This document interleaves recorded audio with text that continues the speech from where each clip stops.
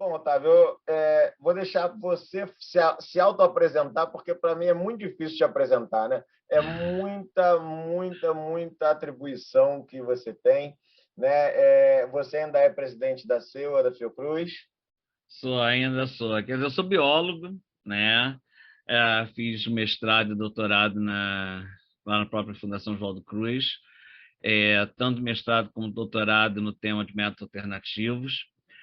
Ah, Coordeno a Comissão de Ética no Uso de Animais, a CEU da Fiocruz.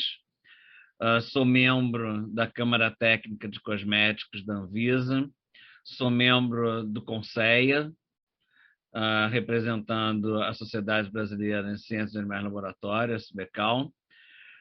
Coordeno, coordeno o Centro Brasileiro para Validação de Métodos Alternativos e estou vice-presidente da SBCAL, né?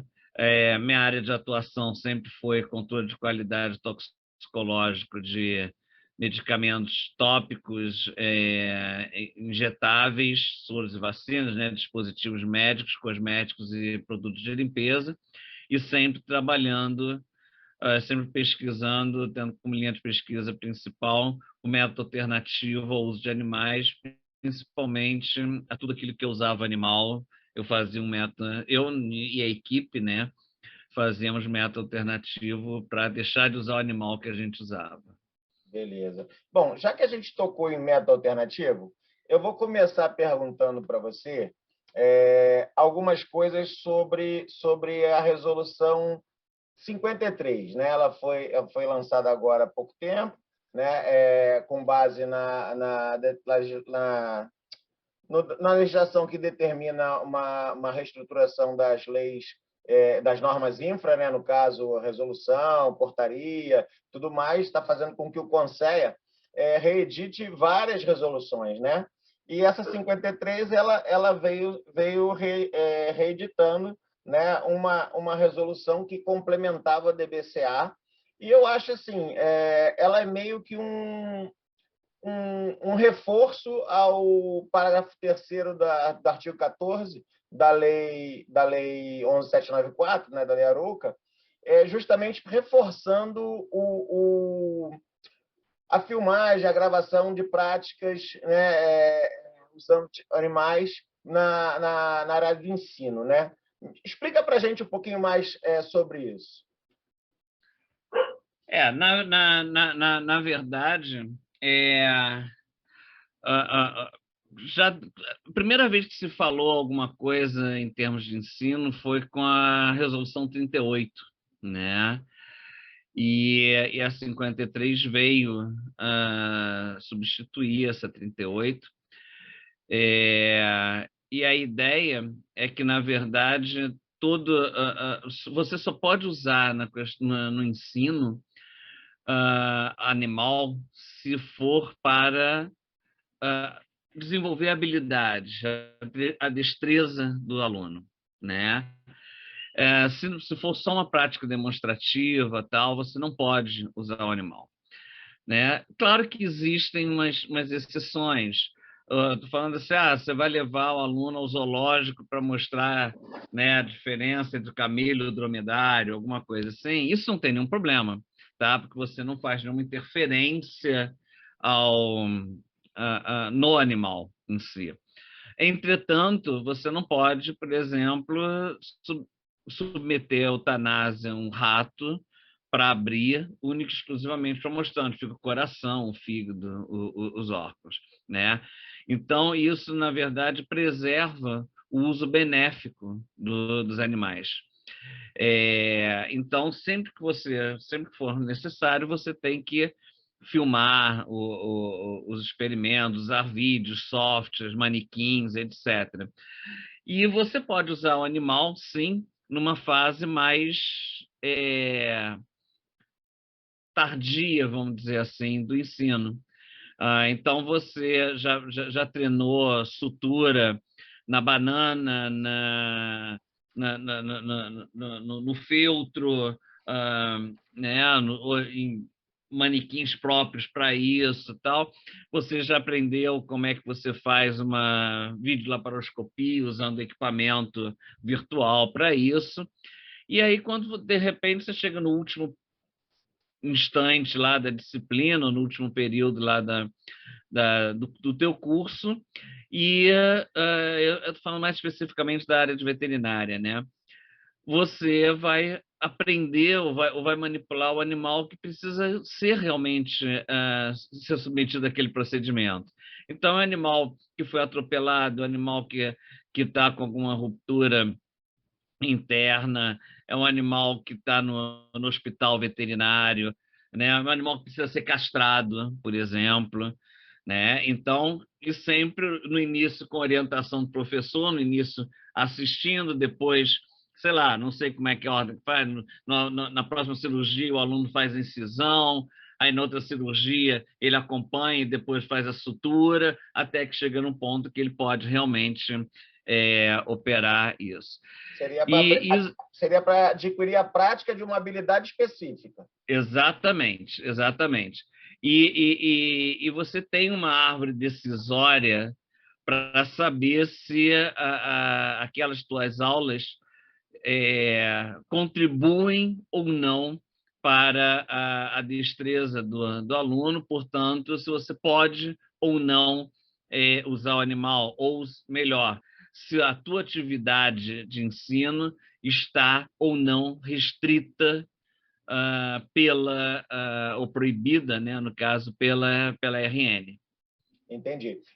Uma coisa, você falou da árvore agora, esse é um recurso que está sendo novo, né, nas resoluções do Conselho, esse tipo de decisão, né, de caminho a tomar através das respostas que você dá naquela árvore para chegar a essa conclusão, né? E eu vinha conversando com o Gabriel, o Conselho vem colocando certos pontos para tentar esclarecer o máximo possível, porque todo mundo sabe que há uma grande dificuldade do usuário em geral com a legislação, a dificuldade de interpretar, de entender, de compreender o que está sendo colocado ali. E o glossário que vinha sendo colocado vem ainda sendo colocado em algumas resoluções explicando determinados termos, né? É muito importante. E essa árvore também é muito bacana porque ela facilita, porque você vai respondendo ali passo a passo até chegar na conclusão se realmente você está tomando a decisão correta ali quanto ao uso do animal ou não, né? Então, assim, são uns avanços que o Conselho está fazendo e acho que está atendendo a dificuldade do usuário da legislação, do usuário do animal, do pesquisador, do aluno, de todo mundo que precisa ali estar em contato com isso, né? Exato. Essa árvore, inclusive, ela já existia na RN 38, só que ela não estava na RN. Sim. Né? Ela estava à parte numa OT, numa orientação técnica, e se não me falha a memória, pode ser que eu esteja enganado, ela estava também no site do Conselho. E aí, nessa revisão que foi feita, né, de toda a legislação infra, né, legal, foi incorporada essa árvore na própria RN para evitar que as pessoas fiquem procurando onde é que está ou não está e saibam da existência dela e possam realmente manusear, usar e ter a perfeita compreensão da resolução. Com certeza, facilita muito. O anexo direto na resolução facilita essa busca, né? Não tenha Exato. dúvida. Você tocou aí numa questão, eu não tinha programado falar nisso, mas você tocou a questão de site do Conselho. E assim, a gente está tendo uma certa, não dificuldade, mas muita gente tem uma certa dificuldade, porque está aquilo de antigo, né? Vai ter um novo. Como é que está isso, né? Porque vai sim. É porque a página do MCTI entrou em reforma, tá? E aí, nessa que entrou em reforma, todas as páginas ficaram fora do ar, vamos dizer assim. Então, a página que era da coisa teve aquele antigo no meio, né? Aliás, no meio não, no início, né? HTTPS antigo, MCT, mas vai voltar, em breve vai voltar. Eu não sei quando, eu não sei dizer quando, na verdade, vai voltar, mas a ideia é que, mesmo quando a gente entra na página nova do MCTI e a gente clica no Conceia, se olhar ali em cima, vai para esse antigo, não Sim, sei das sim. quantas, tá? Mas isso é só para uma questão da estruturação. Eu acredito que quando eles acabem a renovação da página, né? Eu acredito que volte tudo ao normal, sem aquele antigo e tudo mais. Mas aí realmente isso é com o pessoal de TI lá da MCTI, mas eu acredito que volte ao normal como era antigamente. Eu perguntei porque realmente eu sou consultado várias vezes, me perguntam várias vezes sobre justamente essa questão. Mas está escrito antigo, aquilo é o que está atual, está valendo, não é? Não, Criou uma. tá valendo. É antigo porque vamos dizer, era o antigo endereço, entendeu? Mas Sim, todas as atualizações, tanto que quem entrar, mesmo nessa questão do antigo, vai ver as novas resoluções disponibilizadas na página, o conteúdo né? está atualizado. Exatamente, está lá 49, 50, 51, 52, 53, estão todas as resoluções lá, que são novas, né, de 2021.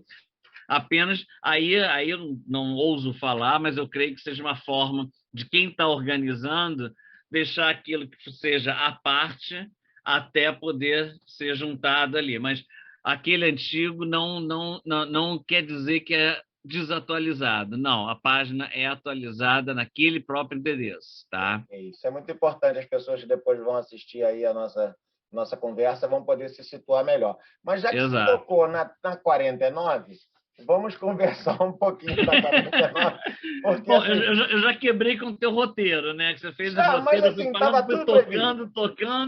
fui tocando, e aí já acabou com o roteiro. Bom que estava previsto. Então, tu está tocando no que eu queria conversar contigo.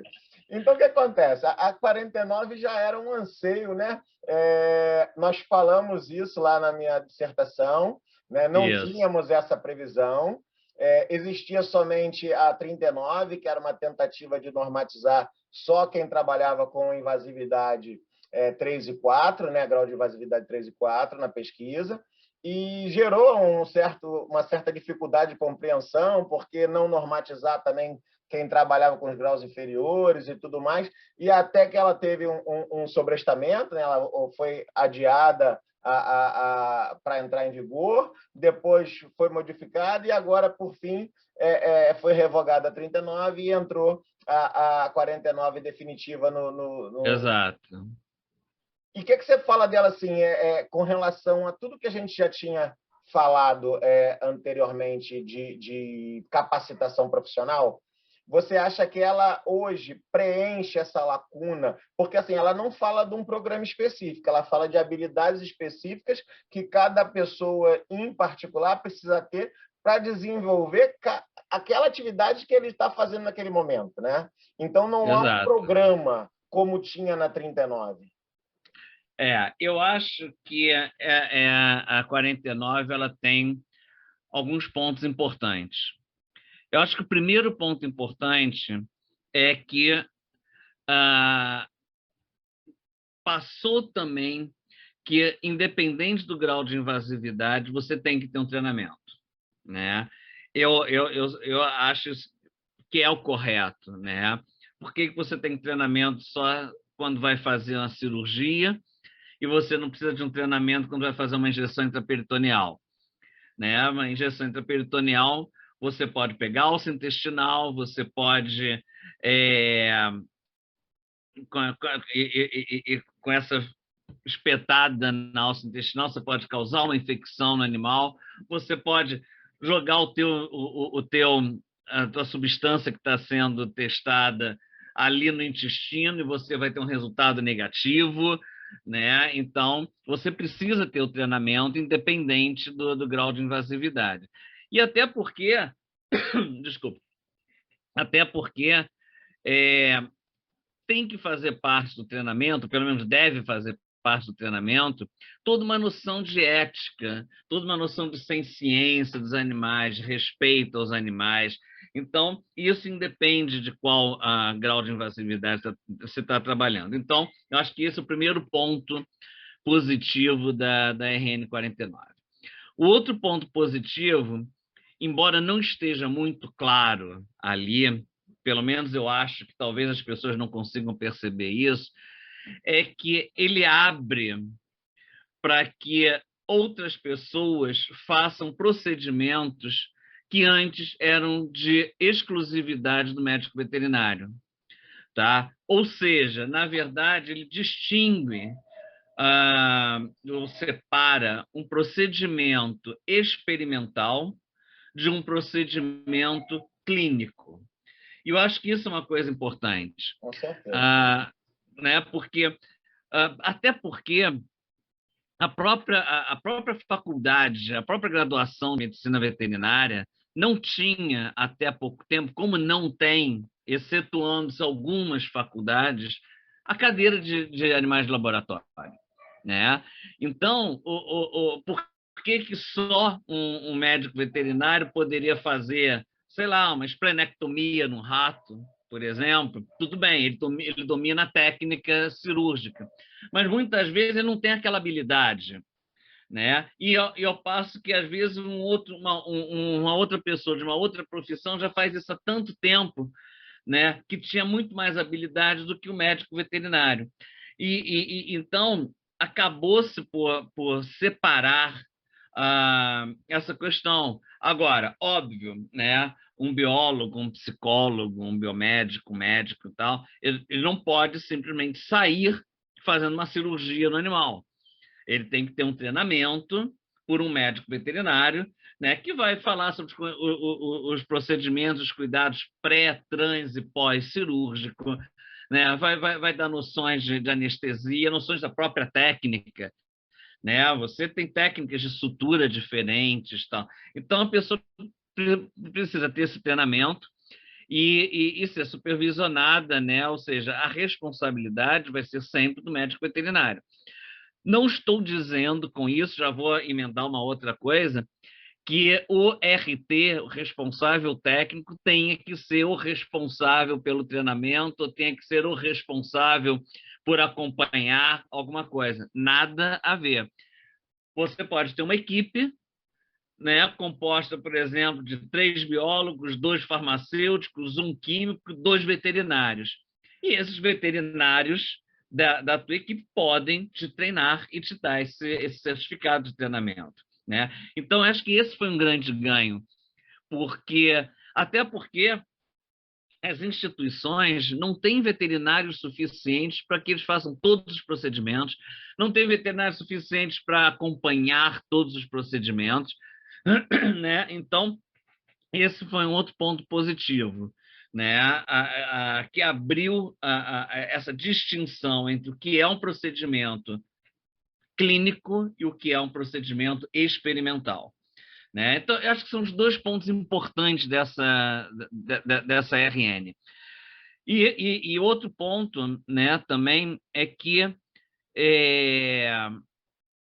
talvez as SEUs não gostem muito, mas é como está na RN, as SEUs é que vão ser responsáveis por avaliar aquele tipo de treinamento que as pessoas estão apresentando. Né? Então, você pode fazer um curso qualquer, né? Um curso. As SEUs têm autonomia suficiente para já determinar quais são os cursos, quais são as formações que eles vão aceitar como sendo determinante de um treinamento. Tá? Se esse curso estiver fora da listagem, né, a pessoa apresentou um curso que não está dentro daquela listagem que as SEUs já aceitam de cara, a SEU pede, né, a carga horária, pede o programa e tudo mais, e vai avaliar se realmente aquilo é um treinamento ou não, né, dentro da questão de ciência de animais de laboratório. só sem querer fazer propaganda nenhuma, tal, mas, por exemplo, as CEUs podem chegar e falar assim, olha só, nós vamos aceitar quem é categorizado pela FELASA, tá? Quem já tem qualquer uma das categorias da FELASA, a gente aceita dentro da atividade que cada categoria permite, né? Você não vai deixar que uma pessoa que é categoria A exerça a função de quem é categoria C, por exemplo, né, da FELASA. Então, esse tipo de coisa cabe às CEUs de avaliarem, né, e Bom, exigirem o que elas acharem que deve ser exigido como comprovação de treinamento, de conhecimento, etc. mais uma vez, você tocou em dois pontos que eu tinha separado aqui. Um seria realmente, eu perguntaria aqui como a CEUA vai validar essa capacitação, você já falou de certa forma, né? É, A outra questão é justamente FELASA, né? Nós temos essa capacitação, mas ela não tem uma programação como a FELASA tem. Ela não engessou, na verdade, né?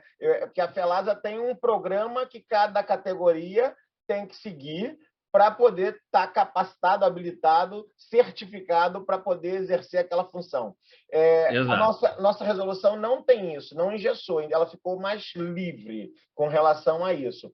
Como que a CEUA vai avaliar os cursos que são necessários para cada função especificamente? Isso desde a produção, criação de animais, até a experimentação de forma mais profunda. Aí. Como é que seria? Olha, em princípio, eu acho que teriam duas formas básicas, né, de se fazer isso. A primeira é você já conhecer, né, os cursos ou por você, ou pelos membros da CEU já terem feito, ou por conhecerem mesmo. Tá, então, a Maceo pode chegar e determinar, olha só, quem já tem categoria da FELASA, quem fez o curso da USP, quem fez o curso da UFRJ, quem fez o curso da PUC Paraná, não estou fazendo propaganda de nenhum desses cursos, estou dando exemplos, a CEUA aceita, tá? Porque fulano já fez, eu já fiz, não sei quem, eu sei como é que é, tal. Agora, o curso que foi feito na Universidade XPTO, né, qualquer, que a CEUA não tem conhecimento, chega e fala assim, por favor, você pode me mandar o seu certificado, a sua carga horária e o programa, né? E aí, pelo programa, a pessoa pode ver, né? Então, vamos supor que seja um curso de um dia, né? Onde foi apresentado bioética, anestesia, analgesia, sedação, a técnica cirúrgica, não sei o que lá, tudo isso em um dia. A CEU tem autonomia de chegar e falar assim, esse curso nós não vamos aceitar, tá? Porque em um dia não tem como você ter absolutamente nenhuma noção disso. Ao passo que, de repente, um outro curso desconhecido, o cara apresenta lá e fala assim, ah, não, foi um curso de 40 horas, tá? O indivíduo passou 2 semanas, de 8 às 5, né, sei lá, tal, e ele teve um dia de bioética, um dia de analgesia, etc., etc., um dia de, de técnica cirúrgica, um dia de manipulação experimental, sei lá, estou chutando, falando umas coisas. Então, você pode acabar, não, esse curso, tudo bem, dá para o indivíduo realmente ter uma noção e ser aceito para treinar, né? Vai acontecer de uma CEU aceitar um curso e a outra CEU não aceitar o mesmo curso? Vai, né? Mas as CEUs são autônomas para tomar as decisões, né? Então, infelizmente, isso vai acontecer. Porque isso é ruim? Não sei dizer, a gente ainda não sabe. Né? É muito difícil a gente agradar todo mundo. Quando saiu a 39, que tinha um programa, não sei o que lá, algumas pessoas reclamaram porque engessava, porque fazia não sei o que lá. Então, agora resolveu se abrir, né? Então vão ter pessoas que vão falar, poxa, mas não tem um direcionamento, não tem um mínimo, não tem um básico. Então, isso vai ser sempre questionado, né, pelas pessoas. Mas eu acho que é outro ponto importante, né, que eu falei que talvez as SEOs não gostem disso, mas é um ponto importante que dá uma outra visão, um outro papel às SEOs. Ou seja, as SEOs passam a ter também a autonomia de acreditar ou não, de aceitar ou não o treinamento. Porque E hoje, uma maior como é que faz? responsabilidade por causa disso, né? Uma maior Sim, responsabilidade. claro. Hoje, como é que você faz? Não sei se a grande maioria das SEOs, mas uma boa parte das SEOs. O indivíduo chega lá, eu chego lá e coloco. Há 40 anos trabalhando com experimentação animal, experiência em técnicas farmacológicas, toxicológicas, não sei o que lá, papapá, tá? O proponente lá do projeto, né, o coordenador do projeto, chega lá e fala, assine embaixo que ele se responsabiliza por isso.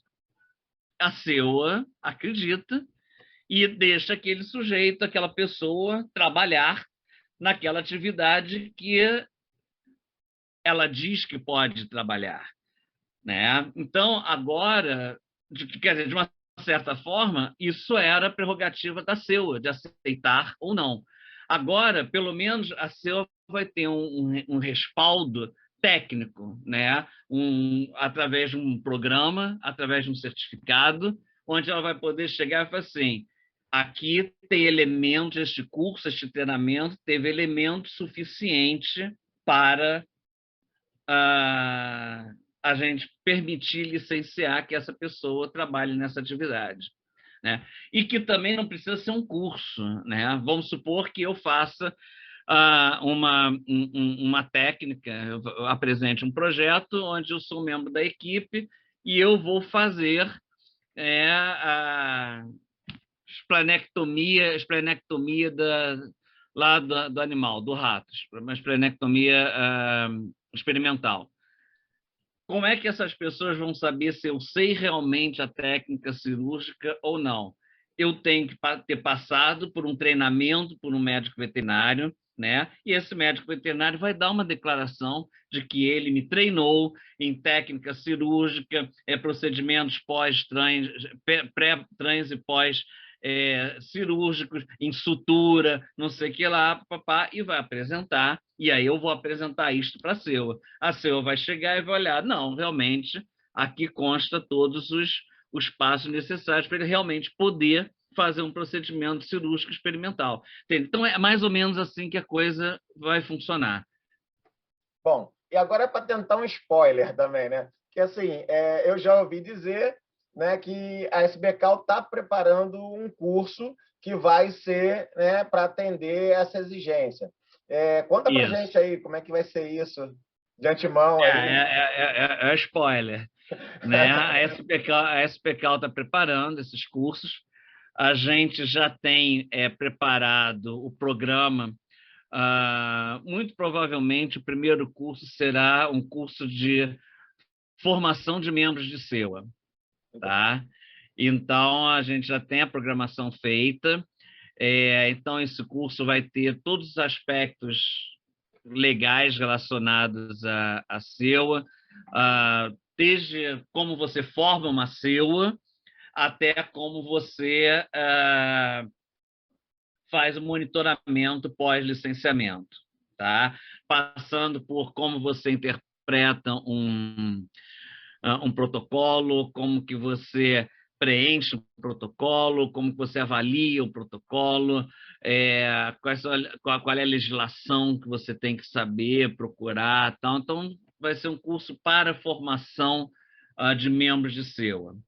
Depois e os outros cursos que estão sendo programados, vai ter um de anestesia, né, que é uma outra questão bastante importante.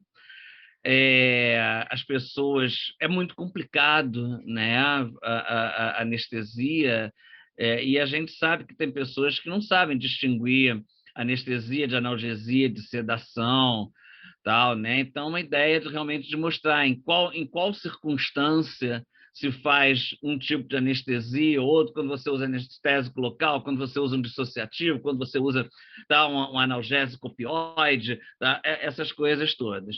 E um terceiro curso planejado deve ser, né, um curso de desenho experimental, né, abordando toda uma questão de planejamento experimental, cálculo do número amostral, avaliação estatística, né, análise estatística, interpretação dos resultados, a questão se você pode ou não desprezar outliers, como você testa os outliers, essas coisas todas. Então, esses são os 3 cursos que estão sendo planejados pela SBCal. A gente ainda não sabe se esses cursos vão ser semestrais, anuais, a gente ainda não sabe muito isso. A gente Ainda não tem uma mas data pelo menos específica. não tem uma data ainda.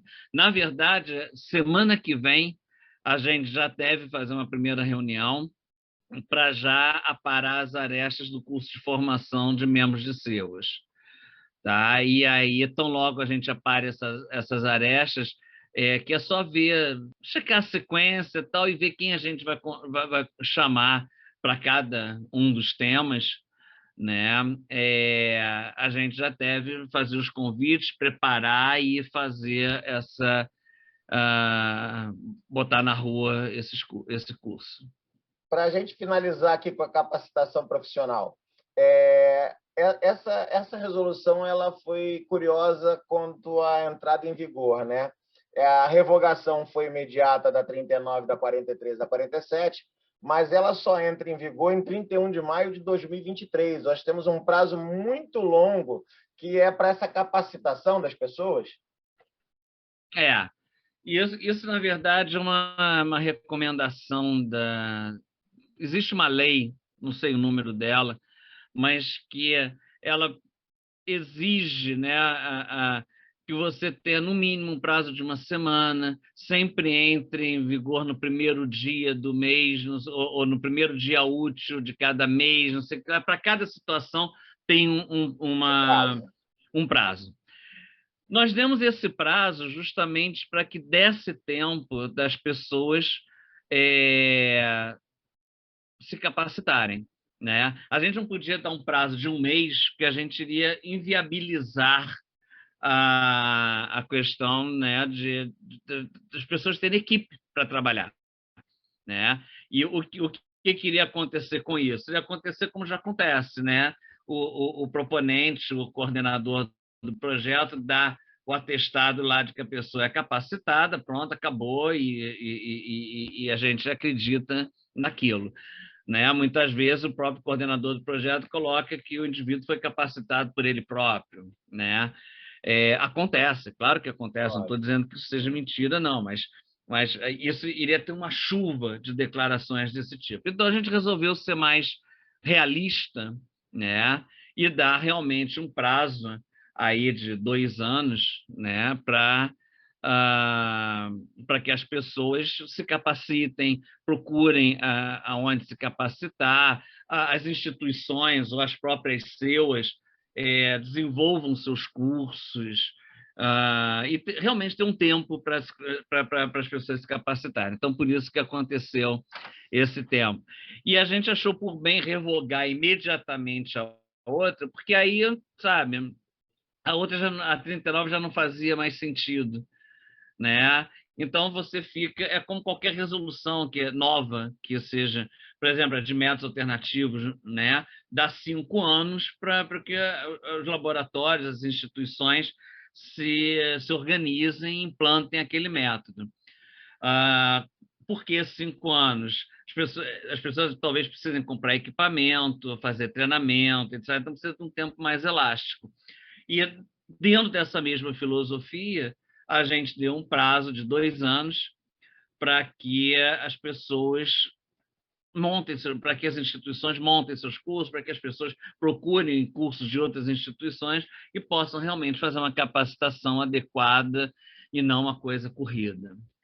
Legal. Uma coisa que eu estou achando muito bacana, que eu estou gostando muito com essas novas resoluções, é a enxugada que está tendo, né? Se você for ver, a 49 retirou 3 de circulação, a 51, 4 mais 2 OT. E aí você vai dando uma enxugada, eu até comentei com o Gabriel no episódio anterior, que já se igualou a quantidade de resoluções revogadas com as que estão em vigor. Então, a tendência é cada vez fazer com que as resoluções sejam mais concisas, né? Tipo a 51, que juntou a 1, a 2, a 6, a 20, né? Mais a OT1, OT4, e ter todo aquele contexto relacionado ao mesmo tema em uma única resolução, que facilita, né, a consulta para poder tirar dúvida, esclarecer qualquer fato. Não, sem dúvida. Quer dizer, eu mesmo, você sabe, durante a tua dissertação a gente comentou muito isso, e eu, enquanto membro, né, enquanto coordenador de SEUA, eu achava muito confuso algumas situações em que você, para saber qual era a atuação de uma SEUA, você tinha que chegar, não, eu tenho que ver a 2, a 3, a 5, não, mas olha só, a 5, na verdade, os artigos 3, 7, 19 foram revogados, só o restante está ativo, né? Mas foi revogado por quê? Foi revogado pela 20. Então, da 5 até a 20, você tinha, às vezes, 2 anos de coisa. Estou falando dos números aleatórios aqui, tá? Né? Então, isso atrapalhava muito, né? Uma organização, uma coisa assim. E eu acho que essa foi a grande vantagem da gente parar e fazer essa reavaliação, que a gente pôde atualizar, a gente pôde harmonizar, uniformizar, né? A gente pôde condensar tudo em pouquíssimas RNs. Isso facilita a consulta, facilita. Eu quero montar uma SEUA. Tem lá embora todas as resoluções acabem influenciando no trabalho de uma SEUA, né? Sim. Até o capítulo lá que fala de anfíbios, né? O capítulo da BUC que fala sobre anfíbios, uma SEUA onde tem pesquisadores que trabalham com anfíbios, essa resolução está ligada diretamente ao trabalho da SEUA. Mas eu falo assim, no dia a dia, né? No feijão com arroz da SEUA, ficou muito mais fácil. Eu quero montar uma SEUA, como é que eu faço? Você não precisa consultar 5, 6 RNs, né? Você consulta uma.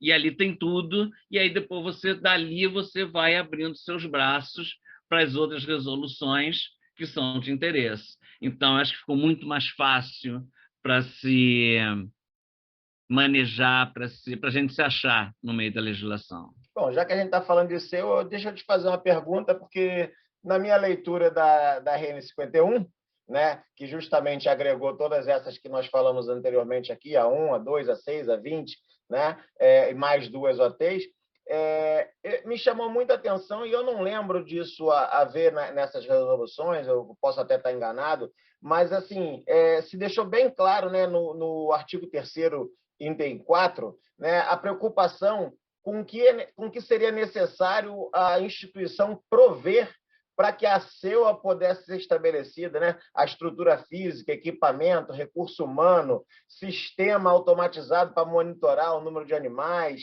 capacitação dos membros, né, em ética e cuidado com os animais. Ou seja, houve uma preocupação maior eu digo assim, não institucionalizar, mas assim, tornar uma coisa mais independente, né? Não apartada, mas que possa ter um julgamento independente. As SEUAs, elas são autônomas, né? Óbvio que elas têm que ser ligadas a uma reitoria, a uma vice-reitoria, a uma vice-direção, a uma vice-presidência, a uma presidência, né? Óbvio que elas têm, porque alguém tem que comprar o papel, cuidar da manutenção da impressora, né? Tem que ir as partes mais administrativas. Mas, por exemplo, o coordenador de uma SEUA não pode receber uma gratificação por ser um coordenador de SEUA. Porque sempre que você recebe uma gratificação, aquilo significa que você é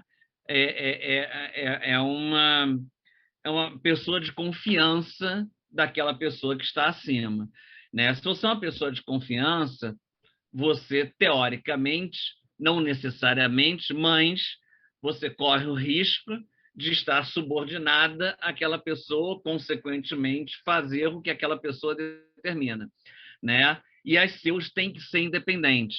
Ou seja, se uma CEU resolver que vai fechar o biotério de uma instituição, tá?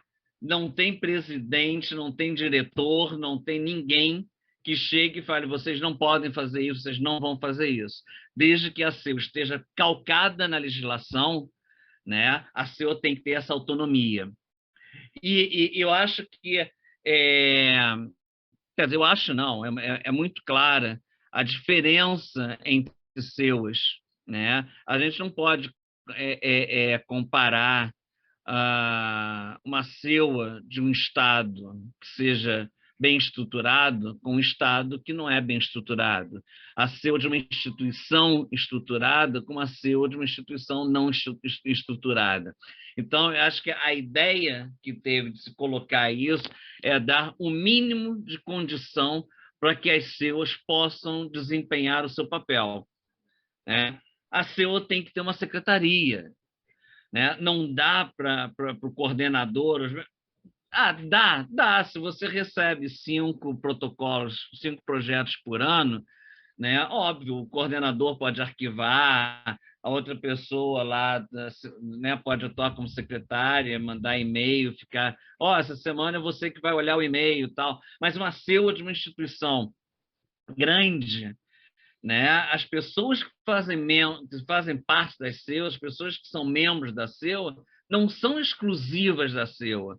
Elas dão aula, elas fazem pesquisa, né? Elas dão cursos, etc. Então, você tem que ter um mínimo de estrutura para que a CEUA desenvolva e desempenhe o seu papel. Então, essa parte foi uma parte no sentido de que, olha só, as instituições têm que dar apoio para que as CEUs andem, para que as CEUs possam realmente realizar o seu papel, né, conforme a legislação.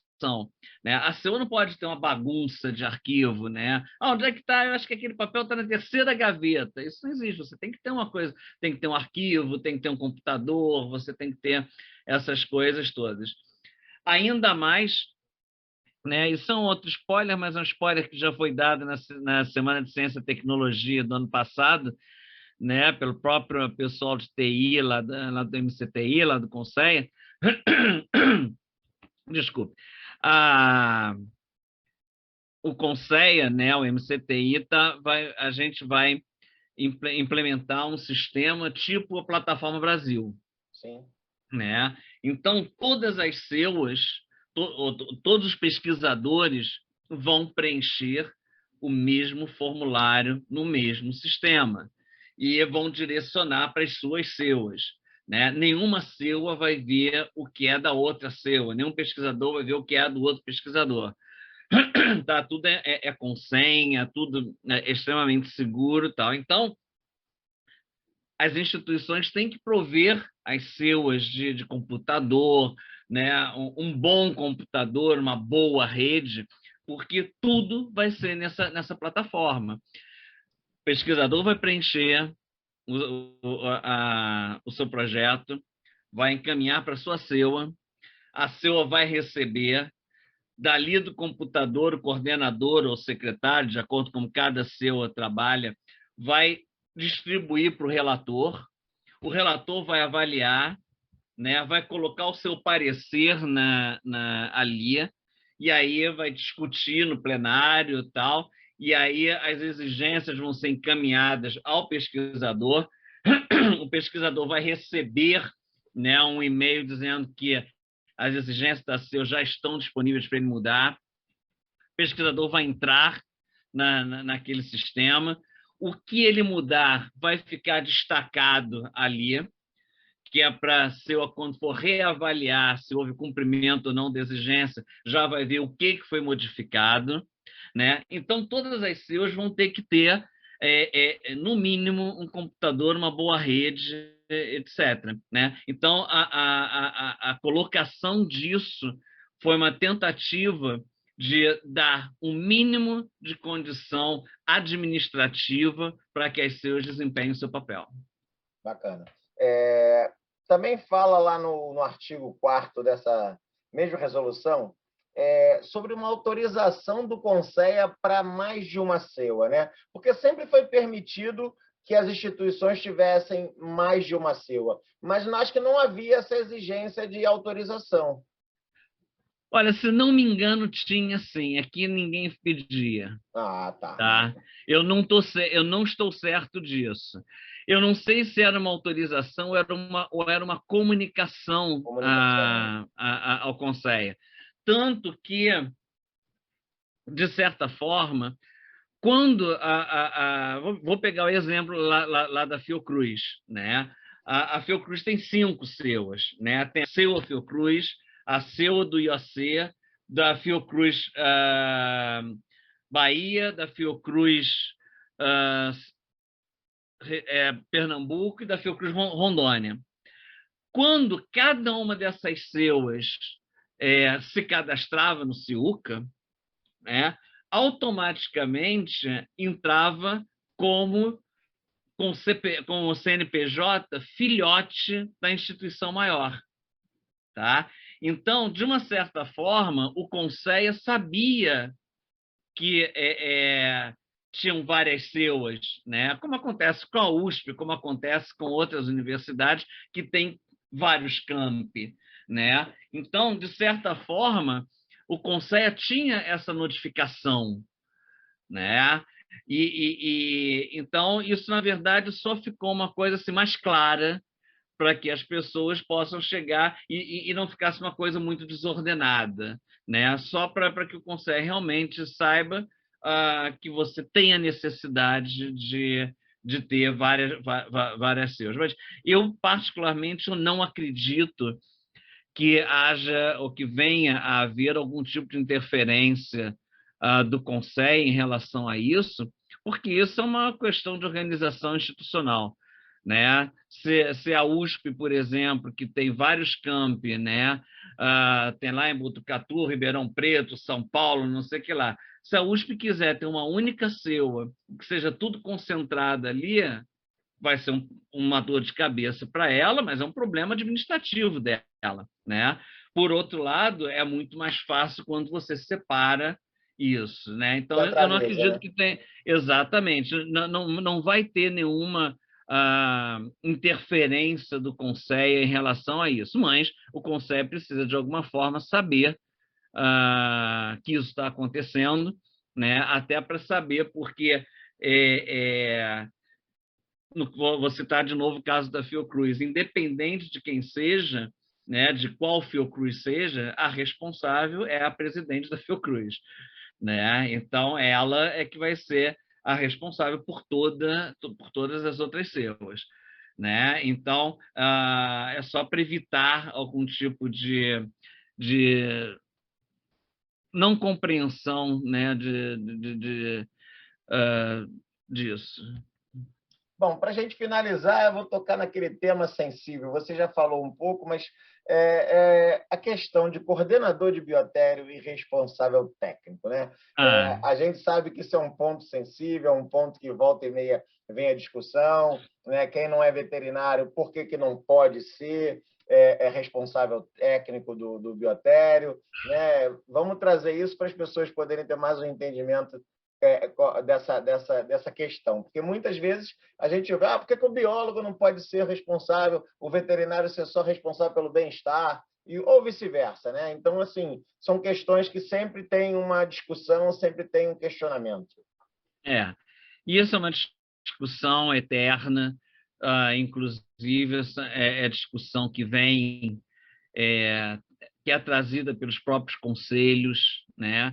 Eu, particularmente, independente do que diz a legislação, isso é uma opinião minha particular, eu entendo que o coordenador, o chefe de um biotério pode ser qualquer pessoa, tá? Inclusive um administrador de empresas. Tá? O biotério é uma empresa como outra qualquer. O administrador de empresa ele vai cuidar de compra, de contratos, de não sei o que lá, tal, papá, papá. Então, o chefe, o coordenador do biotério, não precisa necessariamente ter alguma formação da área. Se tiver, melhor, claro, esse é o ideal, né? Mas isso não impede do indivíduo ser chefe de um laboratório, de um biotério. O RT já é uma coisa mais complicada, né? Porque a gente pressupõe que o RT ele não seja só responsável pela questão do bem-estar, mas também da saúde dos animais, né? Então, e aí eu não estou me referindo só a um biotério de roedores, por exemplo, roedores lagomorfos, estou me estendendo a biotérios de cães, né, canis e tudo mais.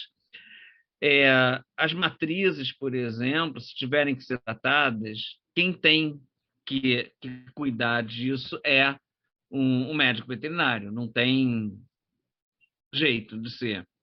Por outro lado, o que surge a discussão, né?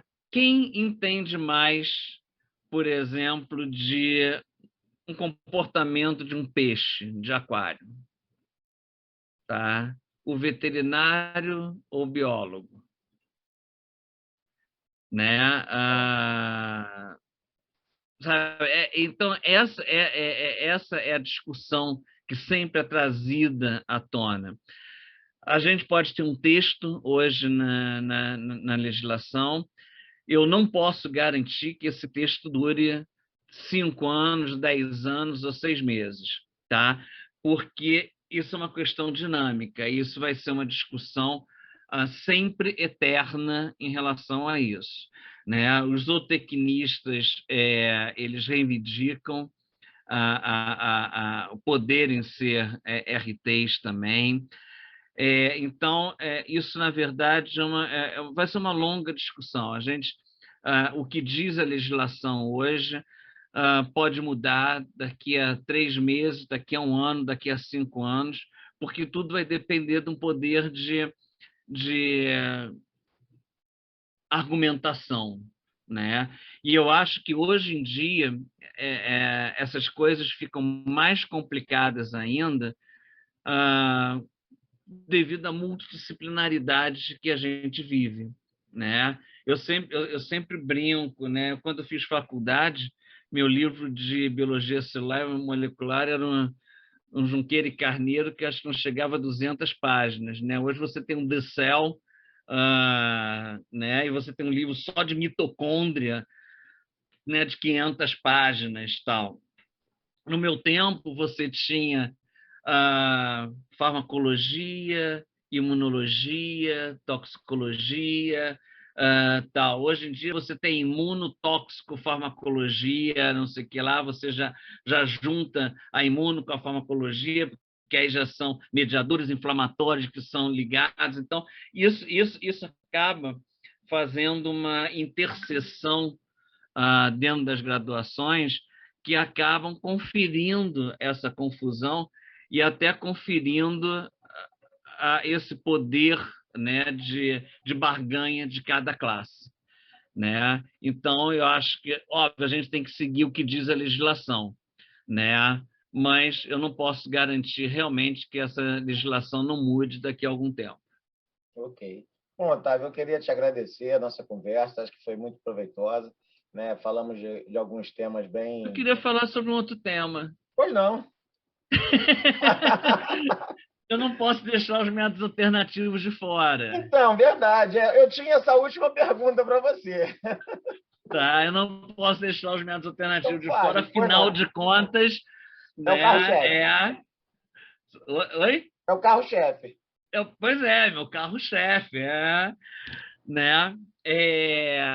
Algumas pessoas sempre perguntam se as resoluções do Conselho, né, a 18, a 31 e a 45, proíbem o uso de animais. Não proíbem o uso de animais, né? Até mesmo porque alguns dos métodos que estão lá são métodos de redução, não são métodos de substituição, né?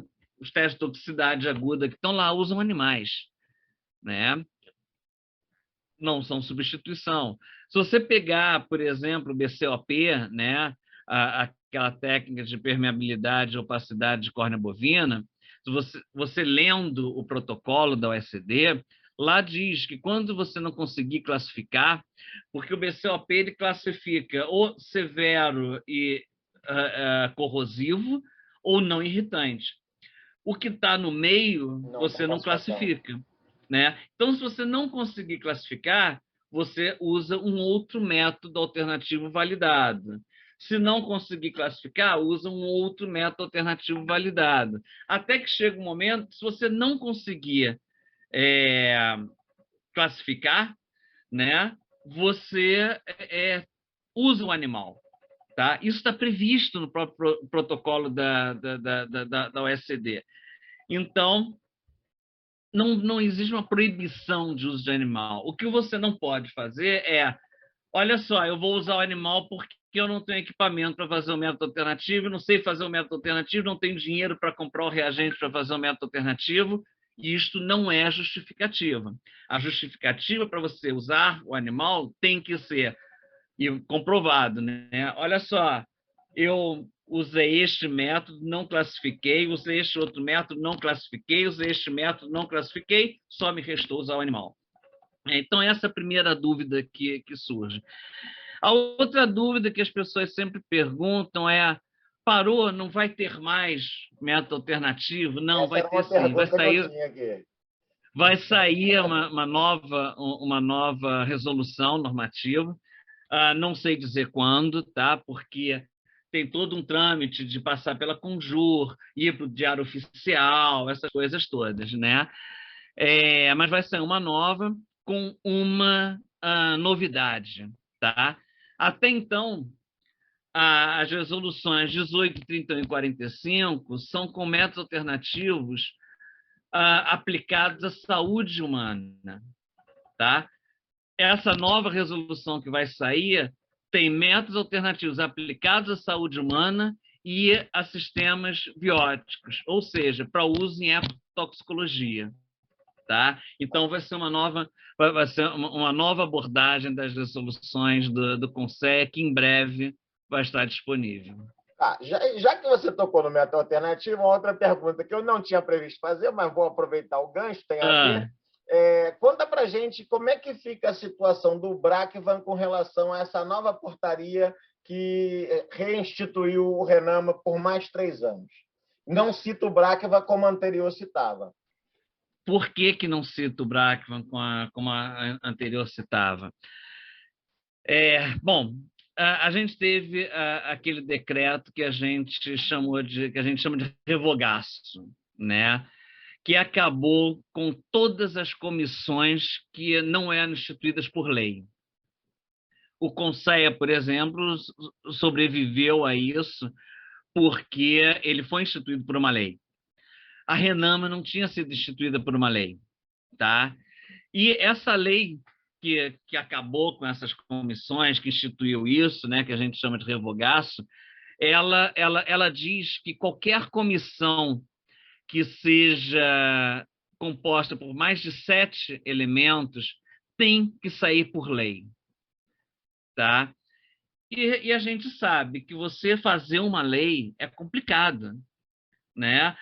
A lei é assinada pelo presidente da República, você tem que ter projeto de lei, você tem que passar pela Câmara, pela Comissão de Constituição e Justiça, pela Câmara de não sei o que lá, aprova ali, aprova aqui, tal, então demora, né? Então, qual foi a saída que o MCTI deu disso? Vocês podem notar que não tem mais o conselho diretor da RENAMA, que era constituída pelo Bracvan, pelo próprio MCTI, pela BDI, pelo CNPq, pela Anvisa, pelos 3 laboratórios centrais, por um representante do laboratório associado, né? Não sei se tinha mais alguma, só que já tem 9 ou 10 componentes. Então, para evitar isso também, por que vai chamar um e não vai chamar outra instituição?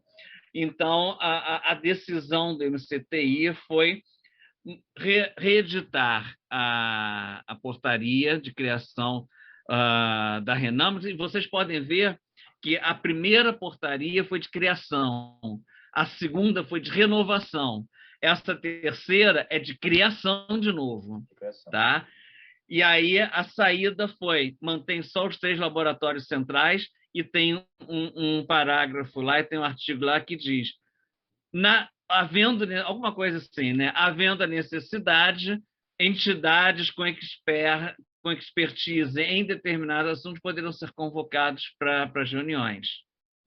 Tá? E com isso eles ficaram dentro da lei, né? da lei, né? Mas de forma nenhuma existe um conflito entre Brackvan ou Renamo, muito pelo contrário, né? São entidades para trabalharem juntas. Agora, né? uma pergunta minha de questão pessoal. Você acredita que a não existência, né, dentro de uma legislação, dentro de uma lei específica, de um centro de validação de métodos alternativos, como é o Brackvan, interfere em alguma coisa, fragiliza, dificulta ou atrasa, de alguma forma, com que esses métodos sejam validados? Olha só, uma pergunta Resolução difícil. Europeia tem, né? Pois é uma pergunta difícil. Posso ser preso pela minha resposta. Não, responda se quiser, não vai ser obrigado. Não, respondo sim. O ideal seria que tivesse sido criado, que o Brackman tivesse sido criado como foram os outros, através de uma legislação nacional. Né? No caso da Europa, então, uma legislação da própria Comissão Europeia. Né? Isso seria o ideal. Aqui no Brasil, talvez, a verdade é que o Brackvan ele é muito mais reconhecido lá fora do que aqui dentro. Tá? Eu diria que, na verdade, não atrapalha tanto, porque o Brackvan tem assento no ICATAM, que é um grupo dos maiores centros de 3 R's, né? Que é o Centro Europeu, o Centro Americano, o canadense, o japonês, o coreano e o brasileiro, que entrou em 2015, começou a fazer parte em 2015. Né? Então, o Brackman também atua como observador nos comitês assessores do Centro Europeu e do Centro Americano. Tá? Então, quer dizer, o Brackman tem um reconhecimento. Tá? Não atrapalha no sentido de você fazer validação, até porque a gente começou até a fazer uma validação. Né? Só que, por falta de fomento, essa validação foi interrompida. A gente fez só a fase de pré-validação. Né? O que atrapalha realmente para o Brasil fazer uma validação é problema financeiro, tá? É falta de fomento. Aí eu ressalto que o MCTI tem um papel muito importante em relação a isso, porque em 2012 foi um edital MCTI-CNPq, foi o primeiro edital destinado exclusivamente a método alternativo. Porque até então, como é que a gente fazia? A gente tem um projeto de método alternativo, a gente entrava nesses universais do CNPq, nessas chamadas das FAPs, né? E nem sempre a gente ganhava, né, alguma coisa assim. Então, a iniciativa em 2012 dessa primeira chamada do CNPq do MCTI foi de extrema importância, porque foi direcionado para método alternativo. Houve outras chamadas depois disso, salvo melhor juízo, pode ser que eu esteja errado, pode ser que minha mente esteja falhando, eu acho que a última chamada foi em 2016, infelizmente. Né? Não me pergunte também por que não teve outras chamadas, né? Mas eu acho que em breve a gente pode vir a ter outras chamadas, e eu acho que cabe realmente, né, aos ministérios juntos, já que todos os 5 ministérios, né, ciência, tecnologia, saúde, meio ambiente, agricultura e educação fazem parte do Conceia também. Eu acho que a gente precisa que esses ministérios ajudem, fomentem as pesquisas em métodos alternativos, mas realmente, até agora, só a MCTI tem tido destaque nesse incentivo e nesses editais, nessas chamadas específicas de métodos alternativos. Espero que retornem a fazer isso. Ok. Bom, acho que agora fechamos com chave de ouro. Falamos do carro-chefe, né? Todo mundo feliz, satisfeito. Foi um prazer, né, estar aqui conversando com você. Eu espero que tenha sido prazeroso para você também, que tenha sido bom. Eu acho que Com falamos de certeza. vários temas que são sensíveis e com essas mudanças de legislação, né? Não sei se você sabe, eu acho que você já me segue lá. Eu agora estou administrando uma página no Instagram chamada Legislacal. Eu estou tentando trazer esses pontos de uma maneira muito sucinta, porque uma rede social é muito sintética, né? Não dá para você fazer muita coisa, fala muita coisa. Eu ainda não optei por fazer vídeos, mas possivelmente para frente vou passar a fazer vídeos para colocar no Insta. E isso tudo assim é uma maneira que a gente tem de tá trazendo a legislação para mais próximo, né, daquele usuário, do pesquisador, do aluno, do professor, para que eles possam ter esse contato mais próximo e haver esse entendimento de uma forma mais simples possível, né? Porque a legislação, no meu entendimento, ela tem que ser entendível, ela tem que ser simples, ela tem que ser acessível, ela tem que ser colocada de forma muito clara para que não haja dúvidas quanto à sua aplicação e execução, né? Então, mais uma vez, só te agradecer. Se você quiser dar alguma mensagem agora final. Não, eu é que agradeço o convite, né, para a gente ter essa conversa. É uma coisa que eu curto muito, eu gosto muito, né? Embora algumas coisas eu tenha falado aqui não representam a posição, seja do Conceia, do Bracvan, ou de quem seja, muito do que eu falei aqui, às vezes é opinião minha mesmo, né?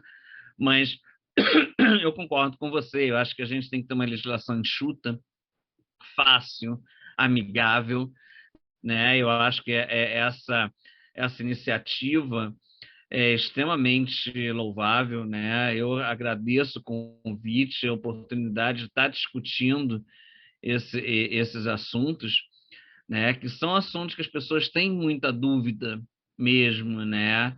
E que nem sempre tem uma resposta certa para a dúvida que as pessoas têm, né? Às vezes depende de interpretações e tudo mais. Então, eu acho que esse tipo de conversa é muito prazeroso, né? Eu gosto muito disso. Eu que agradeço enormemente o convite e essa oportunidade de estar conversando com vocês sobre esses temas e podem sempre contar comigo no que eu puder contribuir. Mais uma vez a gente agradeço também em nome do BMRT Journal, né, que é o idealizador do Pílulas, através do Gabriel Oliveira. Então, assim, a gente encerra por hoje nossa participação. Mais uma vez te agradeço e até a próxima, né? Em breve, quem sabe, vamos estar tendo um novo episódio aí com novos temas e novos assuntos dentro disso aí. Se cuidem.